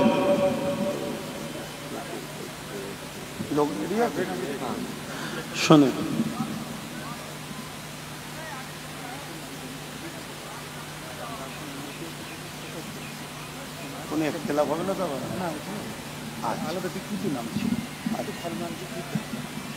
এই পারা যাক, আলহামদুলিল্লাহ। আজ আপনারা এই মাহফিলে এসেছেন, বিভিন্ন কষ্ট করে এতক্ষণ ধরে রোদে বসেছিলেন। আমি দোয়া চাইব, তার একটা ছোট্ট কাজ আছে। এই মাহফিলটা হলো, এতে আপনারা খুশি হলেন না বেজার হলেন গো? আমার কথাতে কেউ দুঃখ পেলেন? কিন্তু আর একটা কথা বলবো, তাতে একটু দুঃখ মনে হচ্ছে আপনারা পাবেন, একটু পাবেন তো নাকি? কিন্তু আমি বিশ্বাসী, যারা আল্লাহ ও রসুলকে সব থেকে বেশি ভালোবাসে তারা দুঃখ পাবে না। কিন্তু তার আগে একটা কাজ আছে। এই মাহফিলটা হলো, আসলেন, দু কথা বললাম, এই মাহফিলটা হওয়া দরকার আছে না নাই? অতএব এ মাহফিল হোক বা হচ্ছে, আমরা যারা খুশি আছি পকেটে হাত দেন, যার যা খুশি একটু মাহফিলে শরীক হবেন। হলে গুনাহ হবে? মাহফিলে দান করলে গুনাহ হবে নাকি? আরে নেকি হবে। আমার মা বোনেদের কাছেও বাচ্চাদেরকে পাঠাবেন, এবং কমিটির ছেলেরা এখানেও যাচ্ছে, যার যা খুশি একটু শরীক হবেন। আর সকলে বিসমিল্লাহ শরীফের সঙ্গে দরুদ শরীফ। আমাদের ভলেন্টিয়াররা একটু তোমরা উঠে যাও, আস্তে আস্তে, তোমরা মাইকে না। ছেলেরা যাচ্ছে কমিটির, একটু যান। এটা কি পাড়া জানো এটা? হ্যাঁ, আজকে এই পাড়াটা যেখানে এসেছেন, এই পাড়াটার নাম ফতেখানি ঈদগাহ পাড়া, 22 মৌজা ঈদগাহ পাড়া। বলুন সুবহানাল্লাহ। আমরা ঈদগাহ পাড়ায় বসে আছি, তাই তো নাকি? সবাই বলুন কি পাড়া? সবাই একবার মুখ দিয়ে বলুন কি পাড়া? মনে থাকবে, ঈদগাহ পাড়া। আমরা ঈদগাহ পাড়াতে বসে আছি। আল্লাহ এই ঈদগাহ আমাদের এবং মসজিদ মাদ্রাসা আমাদেরকে যেন ঈদগাহ মসজিদ মাদ্রাসার খাদেম হিসাবে, ঢাল হিসাবে কবুল করে। বোন আল্লাহুম্মা আমিন। আরো চিৎকার দেবুন আল্লাহুম্মা আমিন। ভাইয়ের আমার, তাহলে আমি আশা রাখতে পারি যে মালদা জেলায়, আপনাদের এলাকায়, এই ন্যাশনাল রোডের আশপাশে কোনো একটা জায়গায় ওয়াকফ বাঁচাবার লক্ষ্যে, মসজিদ মাদ্রাসা বাঁচাবার লক্ষ্যে কেন্দ্র সরকারের কালা কানুনের বিরুদ্ধে একটা আন্দোলন করব। আপনারা খবর পেলে আশা রাখছি সাথ দেবেন। আরো একবার আল্লাহকে সাক্ষী রেখে বলুন, এ কথা ঠিক তো নাকি? একটু হাত লম্বা করে তুলবেন। এ কথা ভুল হবে না তো? ব্যস্ত হয়ে যাবেন না তো? আচ্ছা, যারা হাত তুললেন খবর পেলে আপনারা শুধু যাবেন তা নয়, আপনাদের একটা কাজ দিচ্ছি, নেকির কাজ। কি কাজ? নেকির কাজ। কি? আপনারাও সবাইকে প্রচার করবেন, সবাই মিলে যাতে আসে, সবাই মিলে যাতে আসে। কিন্তু আমার এখানে একটা কথা বলার আছে, যেটা আপনারা একটু মন দিয়ে শুনবেন। এই ওয়াকফকে নিয়ে বর্তমান একটা নাটক চলছে। কিছু মানুষ ওয়াকফের পক্ষে কেন্দ্র সরকারের বিরুদ্ধে আন্দোলন করছে। ওই আন্দোলনটা আল্লাহ ও রসুলের পক্ষে হচ্ছে। যাদের আন্দোলন আল্লাহ ও রসুলের পক্ষে হচ্ছে, তাদের আন্দোলনকে আমাদের সবাইকে সাথ দিতে হবে, এটা ঈমানি দায়িত্ব। কিন্তু দুঃখের বিষয়, আজ আমরা দেখছি কিছু মানুষ আন্দোলন করছে, আন্দোলনের নামে নিরীহ মানুষদের ঘরে ডেকে নিয়ে যাচ্ছে। কি জন্যে? মসজিদ বাঁচাতে হবে, মাদ্রাসা বাঁচাতে হবে, কবরস্থান বাঁচাতে হবে, ওয়াকফ বাঁচাতে হবে। অথচ আন্দোলনের নামে নিয়ে গিয়ে ওই মেম্বারে, ওই স্টেজে এমন অনেক লোক বসে রয়েছে যারা কিনা নিজেরাই ওয়াকফকে দখল করে রেখেছে। শুনছেন তো নাকি? শুনছেন? তারা নিজেরাই ওয়াকফকে দখল করে রেখেছে। আমি আপনাদের একটা ছোট্ট প্রমাণ দিচ্ছি।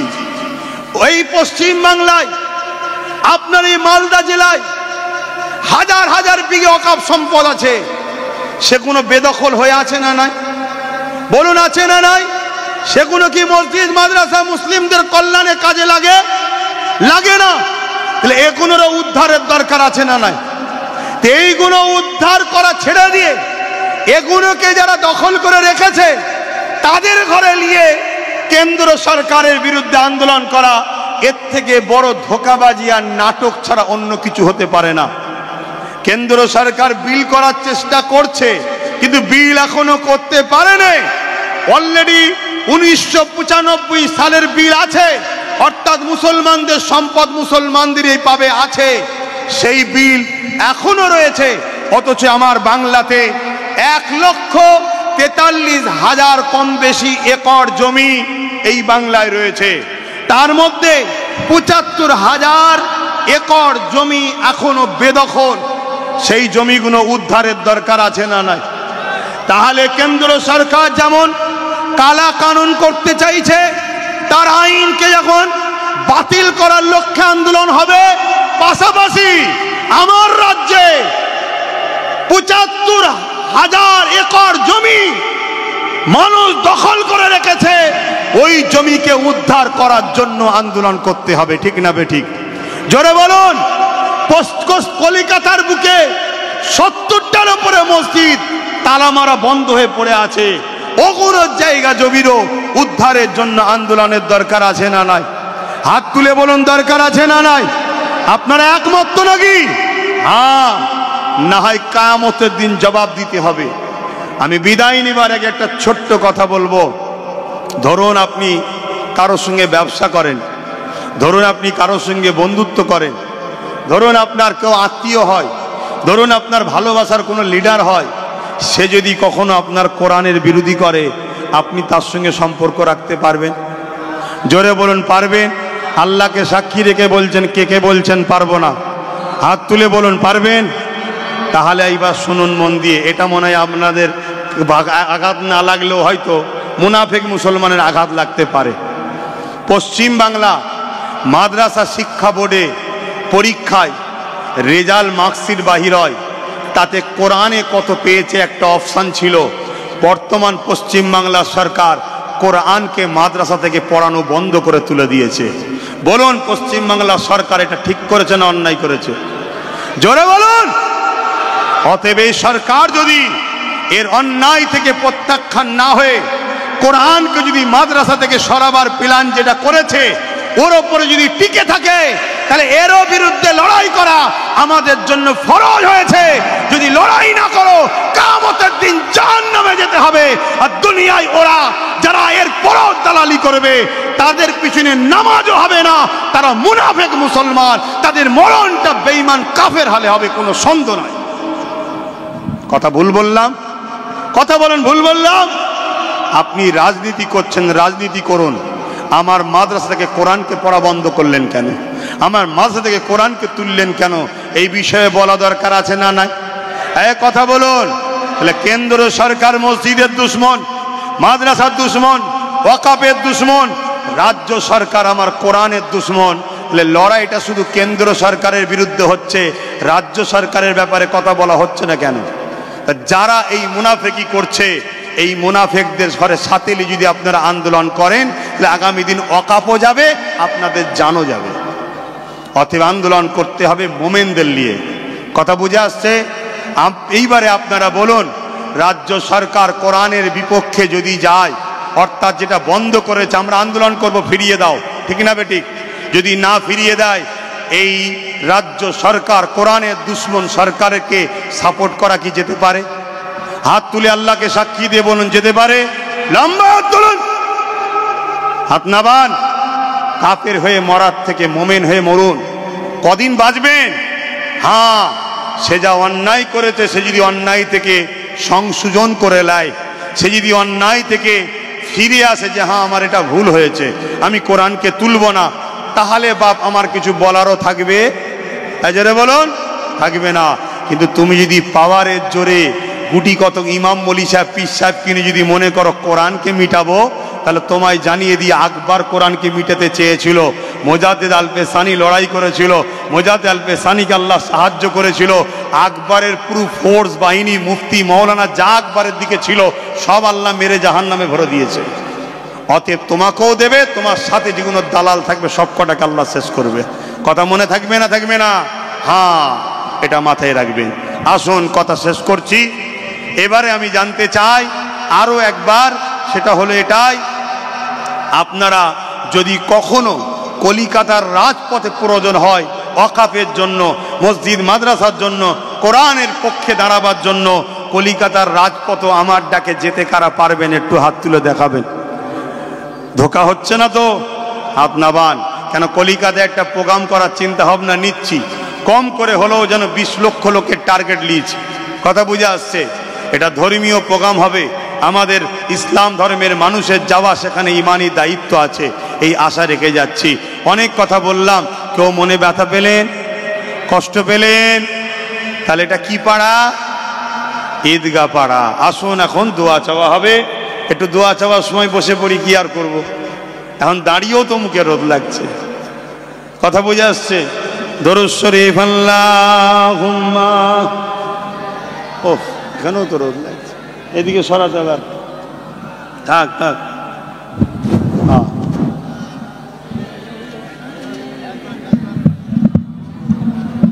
হ্যাঁ হ্যাঁ,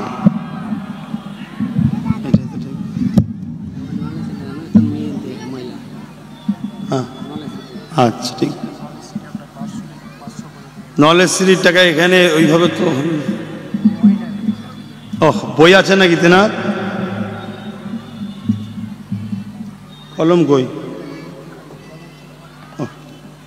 এভাবে হবে না, এখানে খাতা এন্ট্রি, খাতা চেক করতে হবে, খাতা চেক করতে লাগবে। ফুরফুরা শরীফের 3 দিন ইসাল সবে যখন যাবেন তখন নিয়ে যাবেন। নলেজ সিটিতে স্কুল চালু হয়েছে, খবর পেয়েছেন আপনারা?